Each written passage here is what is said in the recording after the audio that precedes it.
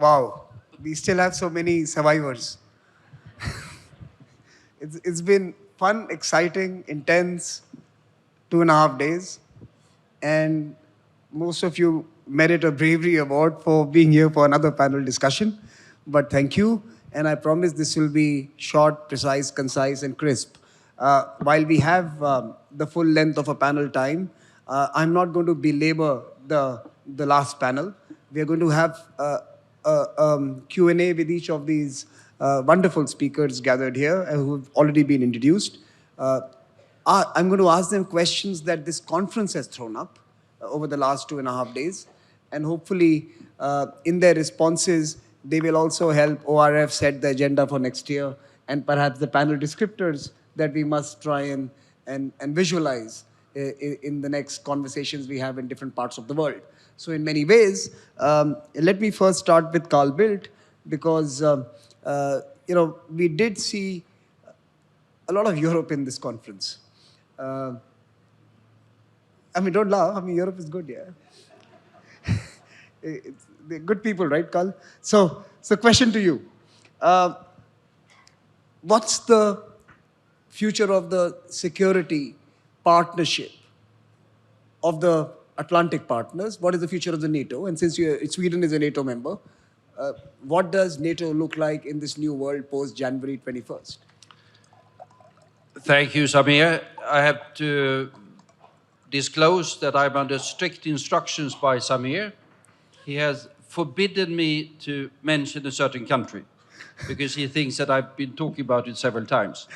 NATO is related to problems that we have a historically with the country that is to the east of NATO.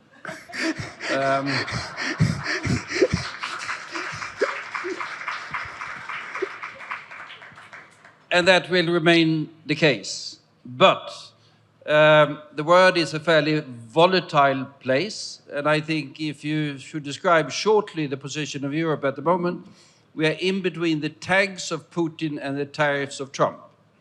Both are rather fundamental challenges.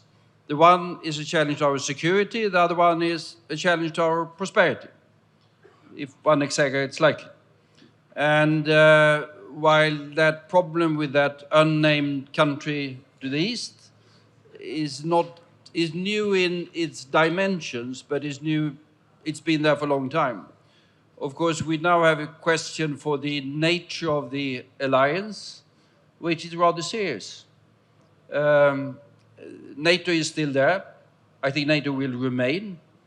But the credibility of NATO as a security provider rests on the reliability and the credibility of the guy who happens to be in the Oval Office. And what I understand from media reporting is that there are questions on the reliability and credibility of the present incumbent, on how he would react in terms of crisis. And then we have all of the tariff turmoil that is added to this particular situation. Now, Sabi, I managed not to mention that particular word. No, I had asked Carl that can we attempt a thought experiment where we will not use the name of one country that you've used at least 1,500 times in the last 2.5 days. And he said, I will take it up, and he did it well. So applause to Carl for his fantastic... Carl, let me ask you just one more question, just a follow-up question. On the economic competitiveness, because I think the flip side of a security argument for Europe is a competitive European economy.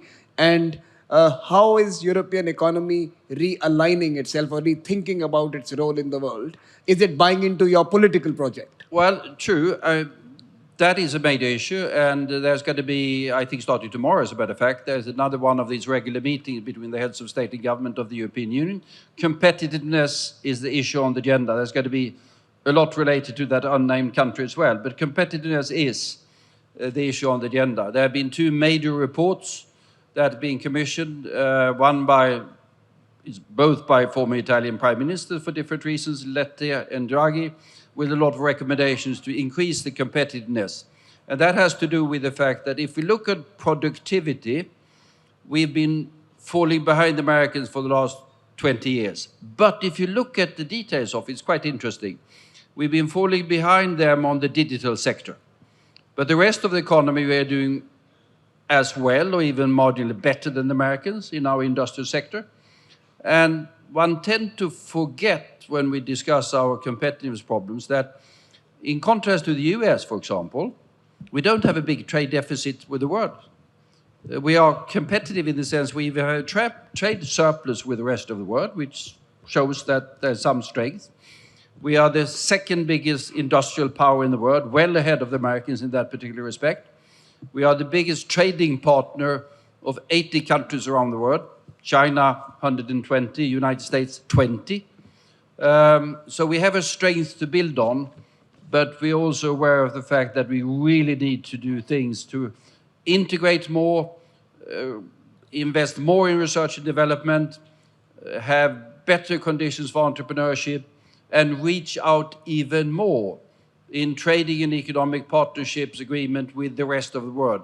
Because with due respect to the importance of the United States and its vibrant economy, most of the growth in the global economy in the decades ahead is going to be outside of that. And we need to be more present and more active and have better trade agreements there, India being very important.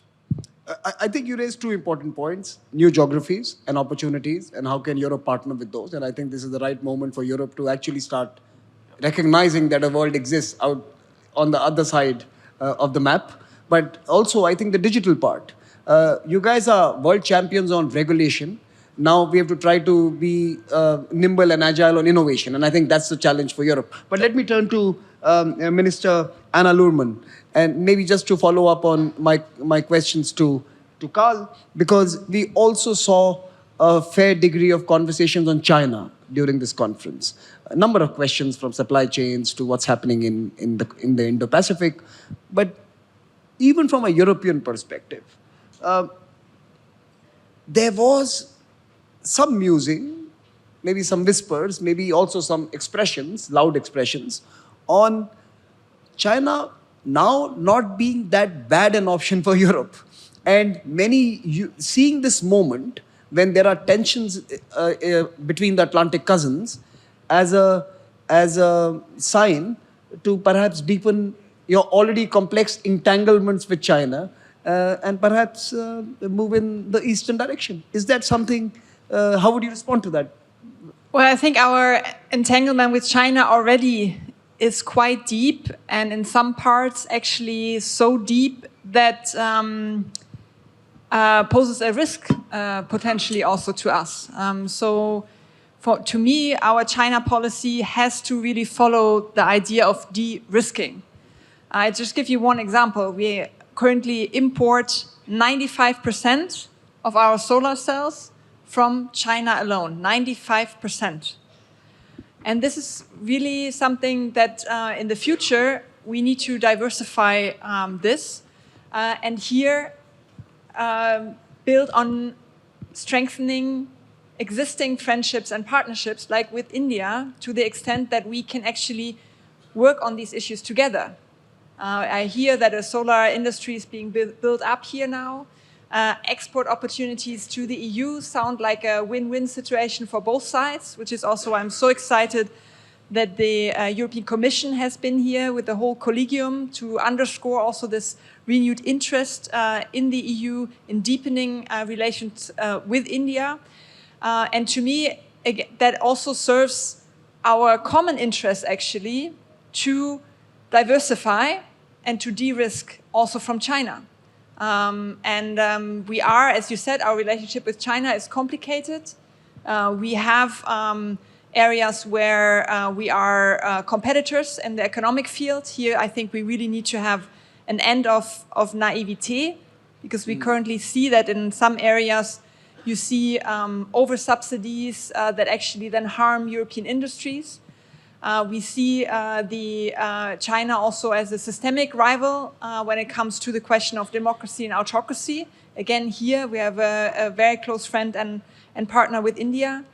But we also see China in some areas as a partner, for instance, in the climate field. These 95% of solar cells coming from China enable us to do our transition. We have now in Germany 2/3 of our electricity production from renewables. That is also thanks to Chinese solar cells, we have to say. And at the last COPs, we have also been cooperating quite well with China. So there's also this partnership element here, and a lot of room, though, due to this difference, I think, also in fundamental values, to strengthen other partnerships that I very much hope we will be able to do. May I also ask you a follow-up? We have heard from political leaders in Europe, governments in Europe, about the need to reassess and perhaps reset your arrangements with the neighbor across the Atlantic. We've also heard of similar pronouncements on China, and it's a risk, but also a partner in certain aspects. How much do your people buy into these political statements we hear coming out of Brussels and coming out of the capitals in your country? Are they signed on to, are they willing to make the sacrifices? Are they willing to readjust and reset their economic and social architecture completely? Are your companies willing to do it? Because when I go back to your continent for certain conversations like these, I think many of your companies are doubling down, and they may be disagreeing with the statements that are coming out of your capitals with their actions in some sense. So how does EU perspective play out when it comes to the European cities and people? Well, as always in democracies, there's no unified answer to this. There's a plurality of opinions on this matter. And I mean, we just had elections in Germany where those parties that clearly support our current course of action also on regarding Ukraine and regarding this country that apparently may not be named here, we have clearly won the election with about 75–80% of the vote share.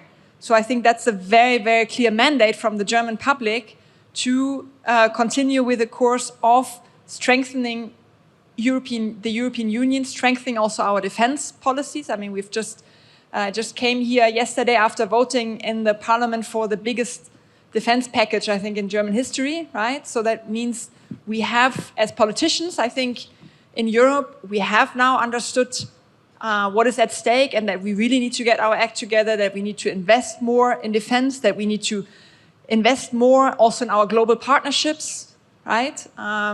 Like with India. But of course, in the general public, there are also those voices that say, maybe there's a more comfortable way, or the companies that say, oh, but I make so much profit out of this and that. And here I really think we really need to be, to understand that actually our common democratic values currently are under attack by an actor that is in war mode. And if we want to compete with that, we as societies also need to really get our act together, be more competitive in many ways, innovate, maybe not only regulation, but also products. And I think all that comes together, but I also think it's really feasible. We are, in the European Union, such a strong economy. We have so many advantages. We have social stability. And I think if we get our act together, and it's not too late for that, then we can be strong, build partnerships around the globe, and come out of this also with a strong multilateral order. Thank you, Minister. Let me turn to Mark. Mark, another set of issues that we discussed in the last 2 days were the climate development, specifically the SDGs, and the future of the challenges that many of us face in both adaptation terms, but also in terms of meeting our goals, our existing development goals. So my question to you is that in a world that is so disinterested in some sense with the importance of development goals today on lifting people out of poverty, meeting the health, nutrition, and other requirements, how do you align the work that you folks have been doing, Mark, and many of others like you have been investing into for so long in this particular moment? How do you align those ambitions with the current realities where everyone is in war mode? You just heard that, right? Over the last 2.5 days, Everyone is gearing up with defense budgets, artilleries and tanks and tariffs and everything else. Where does development figure in this world? Well, thank you. And that is, I think, the most critical question that this planet is facing right now. That you can talk about hard issues, the tariffs and tanks, and those are critically important. But really, the world is about people. I know that sounds, and from a Raisina, but it is about people, it's about human development. And nowhere is that point proven more clearly than in India's progress over the last 25 years. It's the 25th anniversary of the Gates Foundation. It's one of the reasons why I've been here this week. And you can see India has lifted 400 million people out of extreme poverty, cut child mortality and maternal mortality by more than 2/3. In fact, globally, in the first 2 decades of the 21st century before COVID, we saw a halving of child mortality worldwide. And that is across all parts of the world, Africa, Asia, Latin America. We saw massive improvements in poverty reduction. There was a huge global progress that lasted 2 decades that came to an abrupt halt with the COVID shock, linked to then debt and other related issues.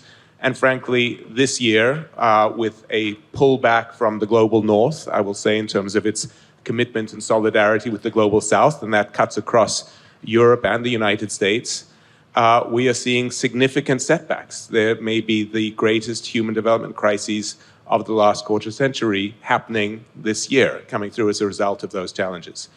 There are moments to step up, but the European Commission, Ursula von der Leyen, the President, is going to be co-hosting with my chair, Bill Gates, the Gavi replenishment at the next European Council Heads of State meeting in June. The Gavi Vaccine Alliance is an entity, a multilateral entity, that I would argue is the most successful multilateral initiative of the 21st century by far. It has saved millions of children's lives by providing vaccines to low-income countries, building on the prowess, I would say, of Indian companies. Over 60% of the world's vaccines are now supplied by Indian companies, low-cost, highly effective vaccines. That kind of progress fits below the radar screen right now, and it's almost dismissed. It's very difficult to get it into the public dialogue amidst all of that tariff and tanks discussion. And I don't want to dismiss it, but I think there is both a real need, because those needs are very pressing right now, and the uncertainty in the global multilateral architecture only makes that more challenging. So if you take the example of the World Health Organization, it would be a test question for this audience. I know that's not WHO, isn't it? But the United States has pulled out of the World Health Organization and cut its funding. Do you know who the largest funder of WHO now is? It is the Gates Foundation. We are larger than any sovereign state. Thank you for the applause, but I think that's a very sad testimony on the state how the world values a critical issue of global public health when we've just been through a pandemic that caused $16 trillion of economic damage and killed 20 million people. This is a misallocation of global priorities. I was part of a panel for the Indonesian G20 that came up with a proposal and said the world for $10 billion a year could put in place an ecosystem that would prevent any future global pandemic. We could do the science, the surveillance, the vaccine manufacturing, the treatments. That a pretty cheap insurance policy. At the time, hundreds of billions are being spent on defense. What has the world put into that? Over 5 years, the total has been $1.7 billion from everyone's contributions put into a World Bank Trust Fund. This is a fundamental misallocation of priorities. The next global pandemic could be far, far more dangerous than COVID. And the global development crises that we're facing right now will kill many, many more people than are being at risk in the country that you name in other wars. And so I do think there is a call to action there. And I will say there is an optimistic take too, and I'll say this, is that we are on the cusp of an innovation revolution, which I know AI is used in every conference and it's often overstated, but there really is a transformative moment around how you do tools in health, in education, in agricultural development, which can fundamentally transform and accelerate development even in the midst of these challenges. And so that is another area where I think India has a global role to play, the European Union has a global role to play, but we need to make sure these issues are not forgotten and sort of swept under the carpet amidst the preoccupation with others. No, but thank you for for informing lots of us that it's actually a private philanthropy that's now going to be supporting the largest supporter of the World Health Organization. But that leads me to my question to you, that in this politically charged moment, when countries and national governments are seeking to direct how all of us act, does philanthropy have the liberty and the ability to continue to deploy to critical sectors, or is political pressure going to force them to divert funds to those that suit the national imperative at that time? So is your larger goal of development going to be hamstrung by national imperatives of the headquarters or of the country where you're headquartered, for example? The short answer is just I think it's a false proposition when you put it like that, because philanthropy, we are the world's largest philanthropy by payout, by a large margin. Our budget this year will be $8.75 billion US in grants, and we will go up to $9 billion next year. That is a fraction of even existing total overseas development assistance is over $200 billion US. We're a rounding error. Philanthropy cannot possibly substitute for government or multilateral. Yes, we do have space to operate. We will pay, but philanthropic capital at its best can only ever be catalytic. It can take risks that private capital and public capital may not. Private capital because it's incentivized to get a return and won't prioritize the needs of the poorest. Public capital because it's very difficult to take taxpayer dollars, whether you're Germany or India, and make mistakes when you're trying out a new health program or a new education program. We can play that. We can de-risk it. We can prioritize some of the pioneering innovations in health and other technologies. But there's no substitute in the end for governmental public support to take any of these opportunities to scale. And the question, I think, is a global question rather than a US question. Will those resources be there? What is the future of a multilateral approach, to bring it right back to your point about the MDGs and the SDGs, which I know are often seen as very soft goals, and are they realistic? And yes, they're well off track right now, but the Millennium Development Goals and that goal of poverty reduction and health were actually broadly met in the first 15 years of the 21st century.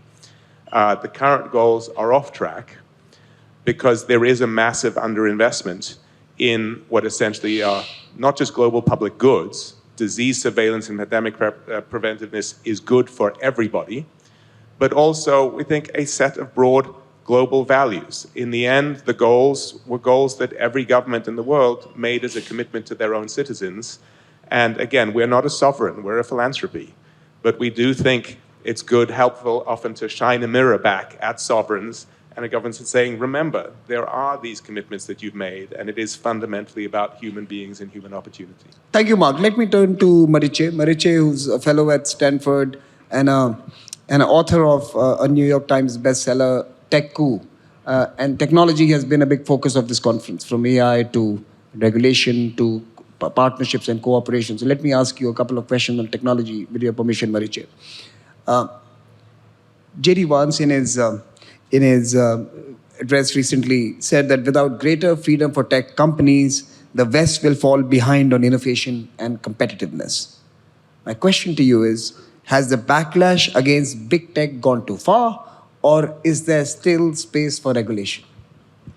So my question would be, what backlash? American tech companies are more powerful and less regulated now than they have been over the past decades. I smile, but with a bitter undertone when I hear that the Trump administration is going to have a deregulatory agenda vis-a-vis tech, because there was hardly any regulation.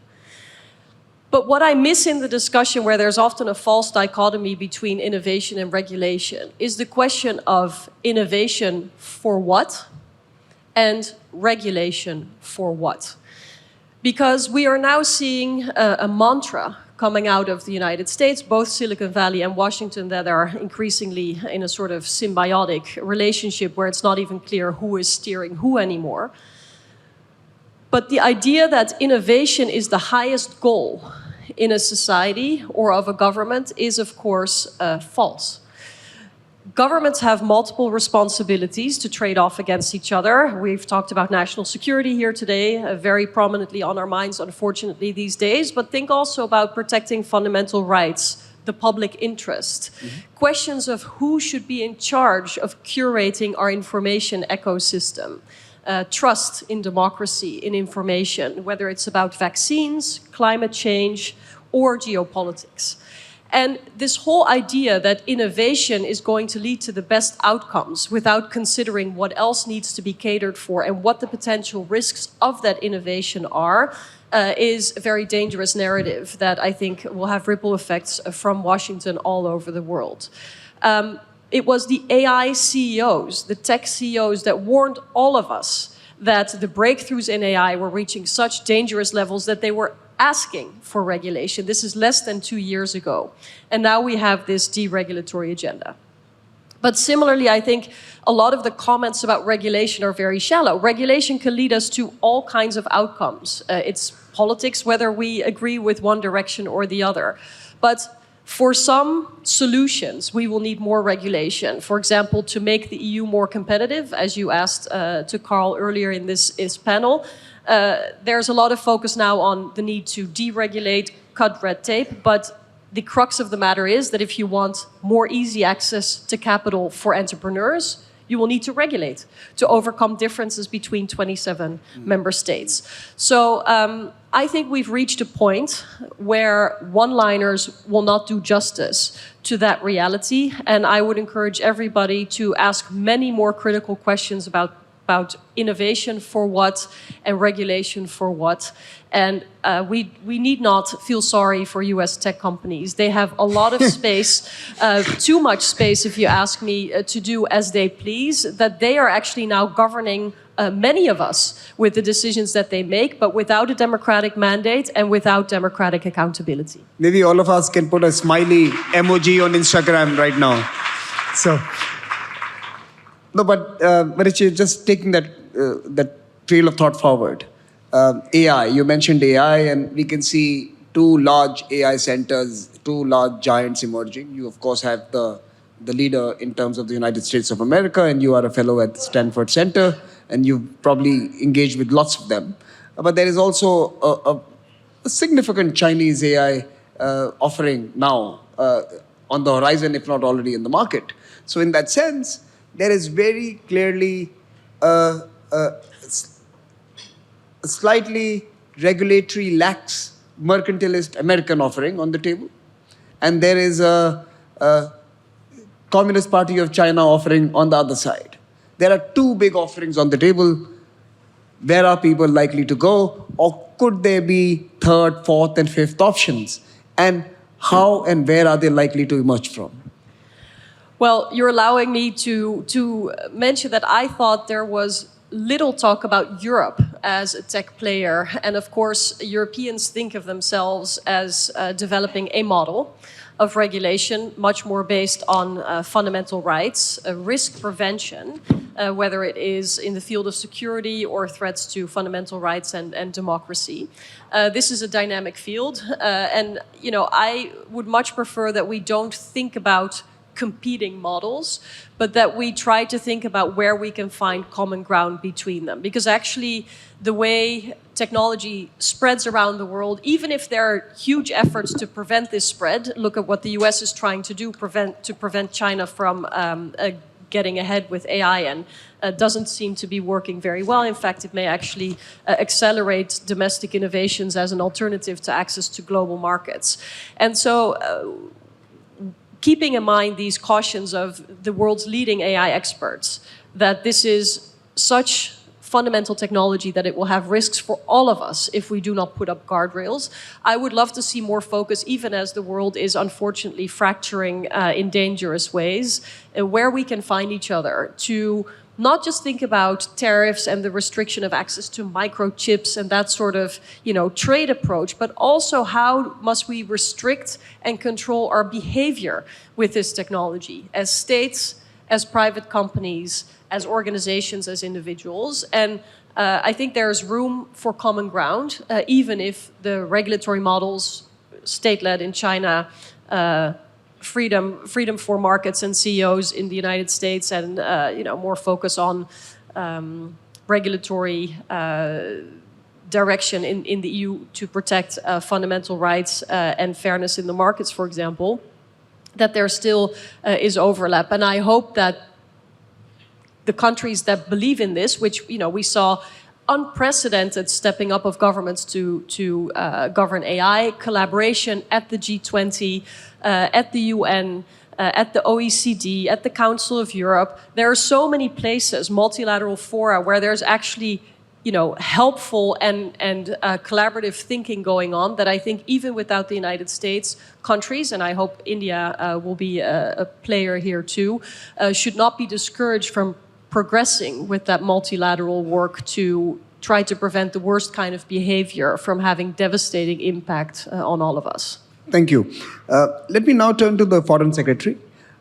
Sir, if we were to have our own conversations, there would, of course, be some who believe that the direction we embarked on in 2023, when the nation promised to itself that we would be a developed country by 2047, that we were heading in a direction that was fast, not fast enough, and we would have critiques and we would have observation on what needs to be done to get there. But the fact was there seemed to be a general agreement on the journey that we were undertaking, the optimism on getting there, and of course, appreciation of the hurdles and bottlenecks and challenges that we will need to overcome.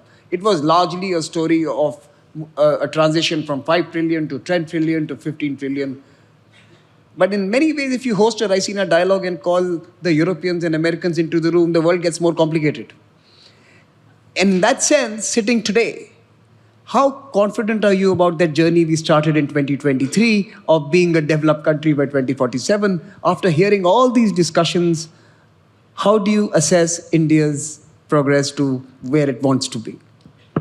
So let me begin by saying that when I was listening to Mark talk about the advances that India has made in certain fields of public health, and the impact cumulatively that has on global metrics of public health. And I would say that the growth and development journey that India is embarked on through Viksit Bharat, Developed India by 2047, cannot but have, because of the sheer scale at which things happen in India, cannot but have a systemic impact on global metrics as a whole. And I'm convinced that in a net sense, that will be a positive impact, and therefore the journey that India is embarked on through Viksit Bharat 2047 is something that not only all of us in India, but the world should have a stake on in the success of that. If you look at Viksit Bharat, I think it's worthwhile casting an eye on what the design of Viksit Bharat is. It's striking to see the kind of determination and application that is being deployed in making Viksit Bharat a reality. The scale is awesome. The manner in which it is being pursued is particularly striking across multiple agencies at multiple levels. The attention that it receives at the highest level of government, combined with the attention to granular detail, these are, I would say, pretty unprecedented in terms of medium to long-term horizon planning in India that any plan or program has seen. So what we are seeing today is the government, in a sense, institutionalizing ambition and aspiration at the very heart of government itself. Everybody who's today part of any department now has visibility and transparency across 25 different departments on what is likely to happen in 25 years' time. There is, in a sense, a blueprint falling into place across the domains of commerce, finance, technology, resources, the social sectors, health, education, and of course, foreign policy, security, defense, and strategic interests as well. But the really important thing is that you have the contours of strategy falling into place. And we need to, of course, from the foreign policy perspective as well, contribute to that by finding international partnerships, whether it's for trade or technology, resources, skills, etc. Now, as everybody knows, and I think this is what is at the heart of your question, all strategy has to survive first contact with reality. And if I look from my perspective, I mean, obviously there will be developments in the domestic sphere, but since I look more, spend most of my day looking at the international plane, what I see is that the trends that were already underway in 2023 have not gone away. In certain senses, they have sharpened. Conflict in different parts of the world is still with us. The contestation over technology has only become sharper. The crisis in terms of climate or growth or development has become perhaps even more acute, and especially in countries of the global south, which, I'm sure their voices have been heard here, would essentially be saying to the global north that, can we get beyond the conflict, please, and start paying attention to the problems of the vast majority of humanity. But I think in that process, what we have to do and what I think we benefit from, what gives us inspiration, is that we have lots of positives in handling these challenges, even though they persist today.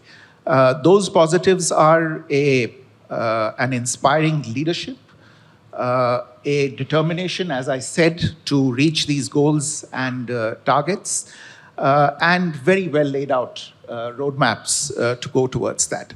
From the foreign policy perspective, we continue to engage in conversations and engagements with partners around the world.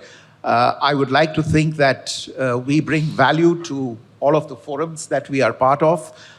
We are by no means freeloaders on the international system. I would be the first to confess that we don't have the deepest pockets, but we do bring a lot of creativity and innovation to the table when it comes to development partnerships, especially with countries in our neighborhood and countries of the global south, whether it's in terms of capacity building or infrastructure creation, things like the digital partnership, digital infrastructure, and based on the India Stack and many others. So while the challenges will be there and they will change, and everything else that is there out on the international sphere is a moving target in many ways, I think given the determination, the leadership, the vision that is at the heart of Viksit Bharat, I'm reasonably confident that we have it in us to handle these challenges en route to Viksit Bharat 2047. Sir, with your permission, can I ask you a tough question? The only tough questions. What is an easy question? So, both as the Foreign Secretary and as the Deputy National Security Advisor, you've studied, perhaps even handled complex situations. Now, I'm going to give you 3 relationships. Which of these would be the most difficult to resolve? 3 global relationships, global issues that are currently, agitating all of us. Which would you find the most difficult to resolve? The US-Russia relationship, the US-China relationship, or the US and EU relationship? You're really naming a lot of countries, aren't you? I answered multiple choice questions 37 years ago, but I did that because that was a condition precedent to getting this job. Since then, all the time that I have been in the diplomatic service, I've learned not to answer multiple choice questions. But more seriously, I think all of the dyads that you have referenced in your question, while of course you have the United States at one end of all of those dyads for good reason, I think amongst the other characters, there are equally important dyads that need attention. And I would in particular say that The Russia-Europe diet is one that should get a lot of attention and focus, because that, in a sense, may hold the keys to the resolution of a lot of other issues. Keep in mind the fact that this is also one of the diets amongst all of these where you have a case of two countries that are terrestrial neighbors, but also have a lot of stress in their relationship. So I think that's where the focus should be.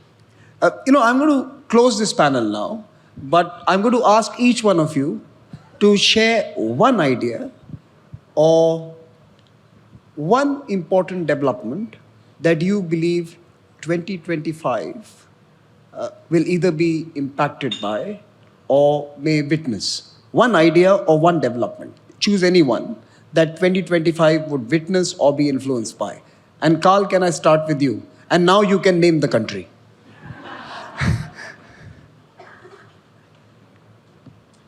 My hope would, of course, be that we get the end of the open hostilities in the war that we have in Europe. I'm not saying peace, because peace is a far more elusive and difficult concept that will not happen, but the end of open fighting would be tremendously important, and I think there's at least a chance for that. Minister Lührmann, and no one can repeat an idea. You read my mind. Yeah. I'm also optimistic. So I think we will see in 2025 at least the start of a social media platform that is truly social and is neither controlled by American oligarchs nor by the Chinese government.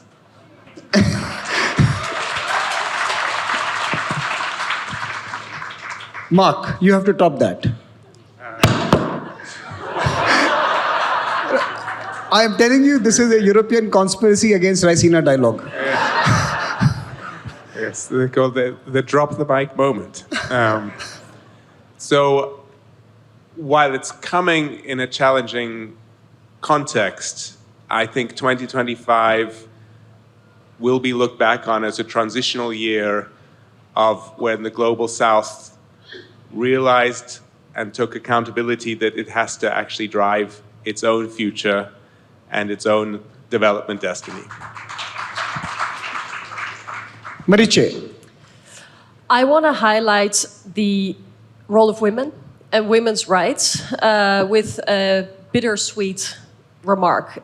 We have fought for rights for centuries, if not decades, that are now being rewound in the United States, but they're under global pressure. But I'm also convinced that women hold the key to stand up, to protect these fundamental rights, whether they are at stake at the ballot box, whether they are at stake for reproductive health rights, or whether they are at stake on technology platforms or with AI. And I've been very inspired by a lot of the women that I heard speaking here at this conference. So it also allows me to give you a compliment, Samir. I hope to make you feel a little bit uncomfortable as we close this conference.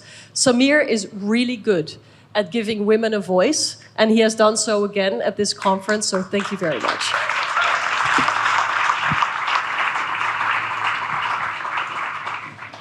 Foreign Secretary. Well, I would note that 2025 is the year that the UN turns 80. And I think it's not lost on anyone that apart from all the security and development and growth crises that we see in the world, one of the crises that filters through a lot of other areas into the world is the crisis in multilateralism. Both global governance, in the economic sphere, in all other spheres. And therefore, I would feel that if, with everything that's going on this year, the challenges to trade, to multilateral finance, of course, governance, I would like to think that if the worm doesn't turn in 2025 with regard to the crisis in multilateralism, then I don't know what else will turn it. And therefore, I would like to see that finally happen in 2025, at least to see the beginning of a process in the United Nations to get into a better model of global governance. Like, I think that's a wonderful way to close this edition of the Raisina Dialogue. End of conflict, a new social media platform, or broader, a new approach to technology, the rise of the global south, both in terms of its own and others' development and aspirational needs, women leading from the front, and reset or rethinking or re-architecting multilateralism for the future. I think that was the sum and substance of Raisina Dialogue. Please join me in applauding this wonderful panel for their contributions.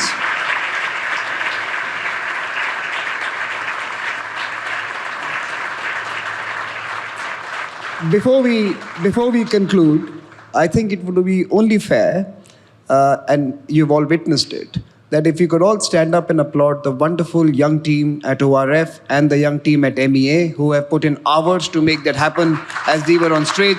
Thank you, ORF, thank you, MEA, and thank you, everyone, for making this happen. Thank you so much, and we take a bow. Thank you.